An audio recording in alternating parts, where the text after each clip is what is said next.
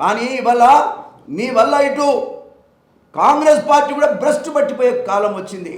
సోనియా గాంధీ, రాహుల్ గాంధీ నీకు నమ్మకంతో ఒక ముఖ్యమంత్రి పదవి ఇస్తే నువ్వు ఏం చేస్తున్నావు? ఇవాళ వ్యవస్థను మొత్తం చిన్నాభిన్నం చేస్తున్నావు. అంతేకాదు వాళ్ళ పేరును చెడగొట్టి కాంగ్రెస్ పార్టీకి పుట్టగతులు లేకుండా చేస్తున్నామని సందర్భంగా నేను తెలియజేస్తా ఉన్నా. కాబట్టి ఇవాళ రేవంత్ రెడ్డి గారు అయ్యే జాగిరి కాదు, కాంగ్రెస్ పార్టీ అనేది ఆయన సొంతం కాదు.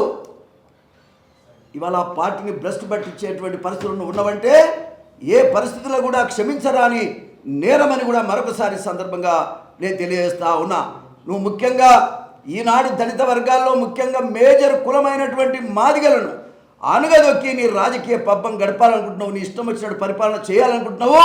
అది సాధ్యం కాదని కూడా ఈ సందర్భంగా నేను తెలియజేస్తా ఉన్నా. ముఖ్యంగా ఇలా పెద్దపల్లిలో ఏ రకంగా టికెట్ ఇస్తావు? నువ్వు ముగ్గురికి సిగ్గులేదా నీకు?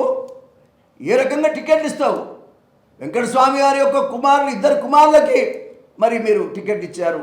అదేవిధంగా వాళ్ళ మనమని కూడా టికెట్ ఇచ్చారు. ఇది న్యాయమా అని నేను అడుగుతున్నా.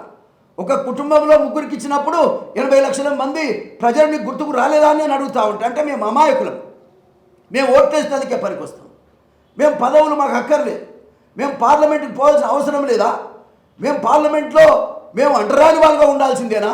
ఇది ఎక్కడ న్యాయం? రేపు ఏబిసిడి వస్తుంది, ఏబిసిడి బిల్లు కనుక వస్తే మోడీ రేపు తప్పకుండా చేస్తానని చెప్తున్నాడు కదా. ఒకవేళ వచ్చిన సందర్భంలో ఎవరు మాట్లాడాలి? ఏబిసిడి మాదిగలకు ఉపయోగపడే బిల్లుకు వ్యతిరేకంగా ఉండే వాళ్ళను పార్లమెంట్కి పంపుతున్నావు అంటే ఉద్దేశపూర్వకంగానే మా జాతికి నువ్వు వ్యతిరేకం చేస్తున్నావు.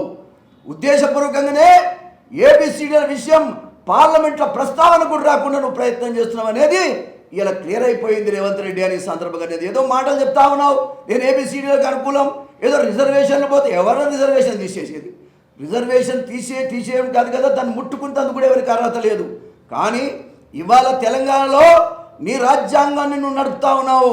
నీ రాజ్యాంగంలో మాదిగలు లేరు, మాదిగలు బహిష్కరించిన వారి సందర్భంగా నేను తెలియజేస్తా ఉన్నా.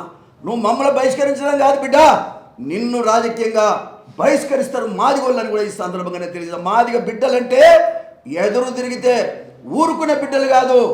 ఇవాళ తెలంగాణ పల్లెల్లో మాదిగలంతా లేచి నీ ప్రభుత్వానికి వ్యతిరేకంగా నిలబడుతున్నారు, నీకు బుద్ధి చెప్పబోతున్నారు 2 రోజులని కూడా ఈ సందర్భంగా తెలియజేస్తా ఉన్నా. నేను ఇవాళ వాస్తవంగా చెప్పాలంటే నా ఆరోగ్యం బాగలేదు, నేను ఊరూరు తిరుగుదామనుకున్నా. కానీ నాకు బీపీ ఫ్లక్చువేషన్ ఉండటం వల్ల, లో బీపీ కూడా రావటం వల్ల డాక్టర్లు సజెస్ట్ చేసేది ఏంటంటే ఈ ఎండలో తిరిగితే కష్టమని చెప్పారు. నీ దయ వల్ల నాకు వచ్చింది ఇలా బీపీ, నీ దయ వల్ల మా జాతికి వచ్చింది 50 ఏళ్ళ పూడ్చుకోలేని నష్టం వచ్చిందని కూడా ఈ సందర్భంగా నేను తెలియజేస్తా ఉన్నా.